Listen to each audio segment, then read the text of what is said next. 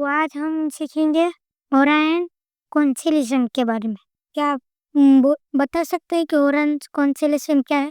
हाँ, बता सकता हूँ, पर जो इस चैनल पर नए हैं उनको ये भी तो बताना पड़ेगा ना कि कॉन्स्टेलेशन क्या है।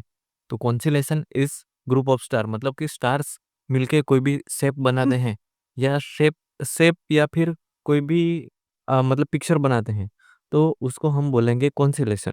तो हम आसमान में देखते हैं तो हमको तो बहुत सारे शेप दिखते हैं। तो आसमान में बहुत सारे कॉन्स्टेलेशन है।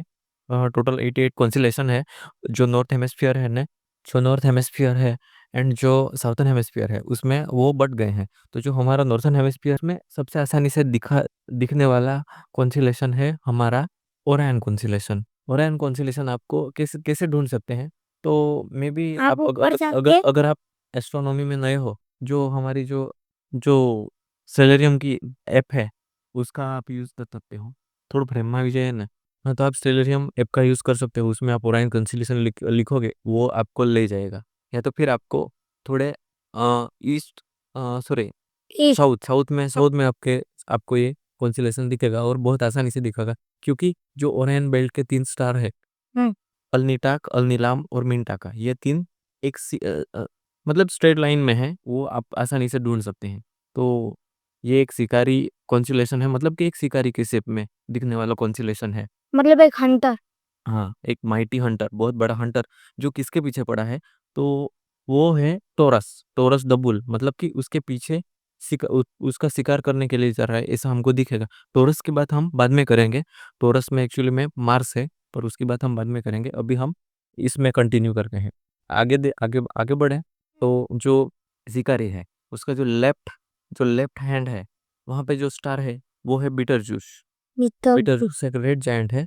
और अ, थोड़े ही दिनों में, मतलब दिनों में नहीं, थोड़े सालों में, मतलब स्टार्स के अकॉर्डिंग तो बहुत होते हैं साल, तो वो सुपरनोवा बन के फटने वाला है। हम्म, ठीक है, वो सुपरनोवा बन जाएगा एंड फटेगा।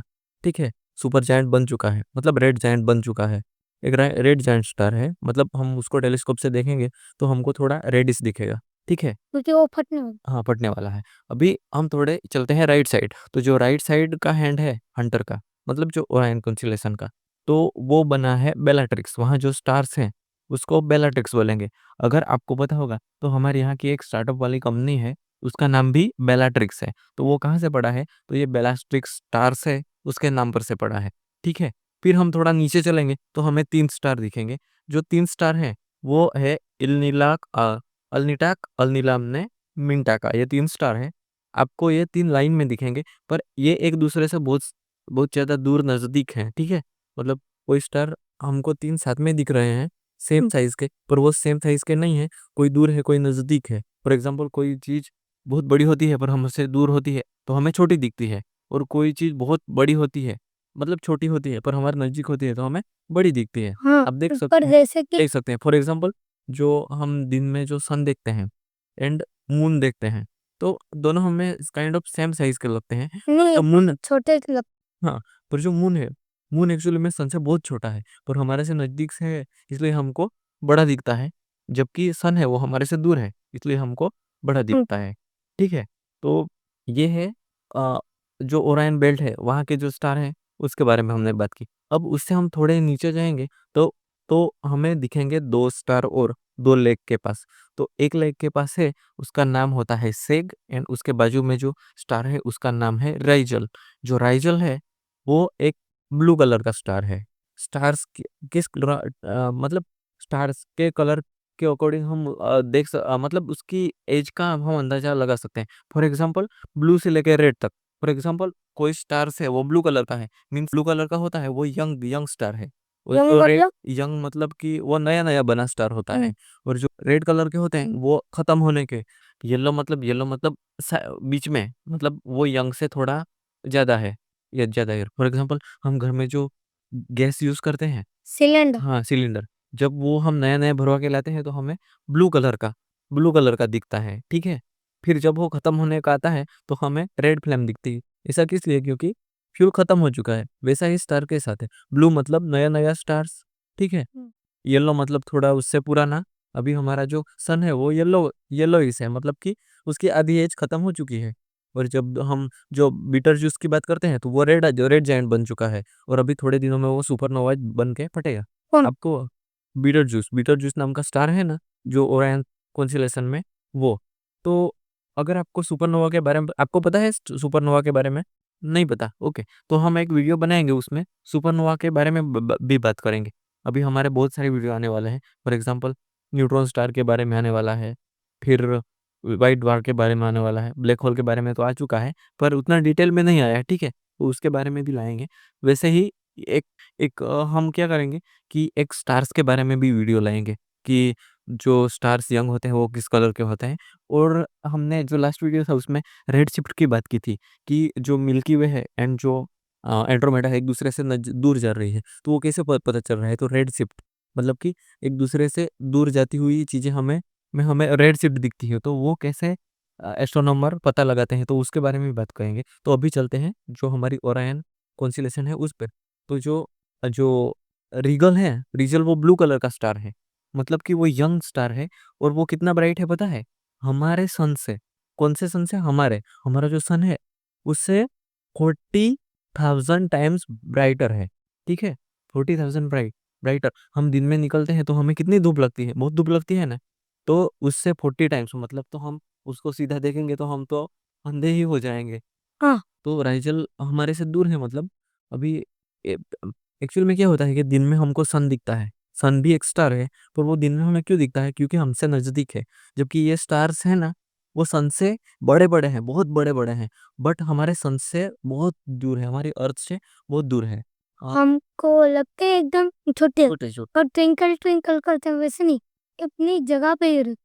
मतलब और वो वो सबसे चक्कर लगाते हैं, वो सबसे बड़े मतलब बड़े होते हैं हमारे सन। गैलेक्सी उसमें। हाँ, हमारे सन से भी बड़े बड़े स्टार्स हैं, पर दूर है, मतलब कि हमारा सन है वो हमारे नजदीक है, इसलिए हमको बड़ा दिखता है। जो स्टार्स हैं वो वो, तो सबसे बड़े, हाँ, दिन में हमको स्टार्स क्यों नहीं दिखते पता है? क्योंकि है ना वो दूर है इसलिए। दूर है, तो क्या होता है कि सन की रोशनी के सामने वो सारे निपट जाते हैं, ठीक है, इसलिए मतलब उसको। सो जाते। हाँ रात। हाँ, तो फिर आगे बढ़ते हैं। हाँ। चलो। हाँ, राइजल। तो अब जैसा कि आपने देखा कि राइजल कितना हमारे सन से 40,000 टाइम ब्राइटर है, मतलब बहुत ब्राइट है, ठीक है, मतलब एकदम ब्राइट, ब्राइट, मतलब हाँ, सन से बहुत ज्यादा ब्राइट। मतलब चमक। हाँ, बहुत ज्यादा चमकता है, 40,000 टाइम्स ज्यादा। जैसे हमने न्यू फोन लिया, वो एकदम चमक रहा है, ठीक है। हाँ, वैसे। उससे कंपैरिजन नहीं कर सकते। फॉर एग्जांपल मैं लेजर लूँ और तेरे आँख पे पाड़ूं, हम्म, ठीक है, तो वो बहुत ब्राइट लेजर है, ऐसा समझो। और वो चमक रही है। हाँ, ठीक है, बहुत ज्यादा, सन से 40,000 टाइम्स, ठीक है। तो अभी जो ओरायन बेल्ट है, जो बीच में 3 स्टार हैं, उसको हम ओरायन बेल्ट बुलाते हैं। अगर आपने शायद कोई एस्ट्रोनॉमी में ज़्यादा इंटरेस्ट होगा तो आपने जो पिरामिड वाली कंट्रोवर्सी देखी होगी शायद, तो कि जो 3 स्टार हैं ओरायन कॉन्स्टेलेशन, वो पिरामिड से अलाइन होते हैं, तो उसके बारे में भी हम शायद वीडियो बना सकते हैं, बनाएंगे, फ्यूचर में बनाएंगे। तो जो ओरायन बेल्ट है उसके नीचे बिलो, उसके नीचे हम देखेंगे तो उसके नीचे थोड़ा हमें धुंधला धुंधला बादल जैसा दिखता है, तो वो हमारी ओरायन नेब्यूला है। M42 हमारी चैनल का नाम है, उसी पर से आया है। तो वो है ओरायन नेब्यूला है। ओरायन नेब्यूला मतलब वहाँ पे डस्ट का क्लाउड है, ठीक है, डस्ट का क्लाउड है, और वहाँ पे नए नए स्टार अभी न्यू बॉर्न स्टार्स बन रहे हैं, मतलब वो स्टार्स की नर्सरी है। खुद तो बन भी चुके हैं। हाँ, बन भी चुके हैं और कुछ बन रहे हैं, वो स्टार्स की नर्सरी है, ट्रेपेजियम है, स्टार्स का ट्रेपेजियम है, जो हाइड्रोजन है, मतलब वो न्यूक्लियर फ्यूजन की वजह हाइड्रोजन से हीलियम में कन्वर्ट हो रही है, इसलिए वहां से रोशनी आ रही है और वहां पे न्यू स्टार बन रहे हैं। नेब्यूला का मतलब है कि वो डस्ट से बना होता है, वो बहुत ब्राइटर होता है, बिकॉज वहां पे न्यूक्लियर फ्यूजन की प्रक्रिया हो रही होती है एंड नए नए स्टारे जन्म ले रहे होते हैं। और जो आप नॉर्थन हेमिस्फीयर में है तो आपको दिसंबर से लेके अभी अभी भी दिख रही है, लेकिन थोड़ी लेट लेट 12 बजे के बाद दिखती है रात को। अभी अगर दिसंबर से देखोगे तो आपको 8 से 10 के बीच में दिख सकती है। तो हाँ, बहुत सात सारे 7 7 बजे भी दिखती। दिख सकती है, पर नहीं, 7 बजे नहीं, 7 बजे सन सन होरिजोन के नीचे चला जाता है ना, तभी दिखती है, अच्छा। ठीक है। तो ये सारी चीजें थी ओरायन कॉन्स्टेलेशन के बारे में। और बहुत सारी इजिप्शियन है, उन्होंने ये ओरियन कॉन्स्टेलेशन का नाम दिया है जहां तक। तो that's it for today's video. हमने बहुत सारी बात कर ली है ओरायन कॉन्स्टेलेशन के बारे में, और हमारे पास अभी तो बहुत सारी चीजें। विजय कुछ बोलना चाहते हैं तो बोल सकते हैं हमारे सब्सक्राइबर्स को। हम्म, हाँ, बोल दो। लाइक कर देना और सब्सक्राइब कर देना और हैप्पी दिवाली और घंटे पे दबा देना। तो कल है ना हम ज्यादातर आपको ब्लैक होल के बारे में कल बताएंगे। पगले रोज रोज एक ही कंटेंट लाएगा तो दूसरा कुछ बोल।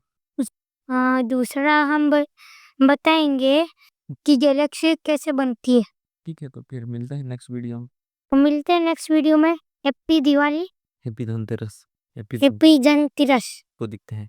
और फिर और रात को वो लोग जागते हैं, जैसे कि उल्लू है ना रात को जागता है, और उल्लू को है ना रात को देखने में दिक्कत, वैसा ही। हाँ सेम।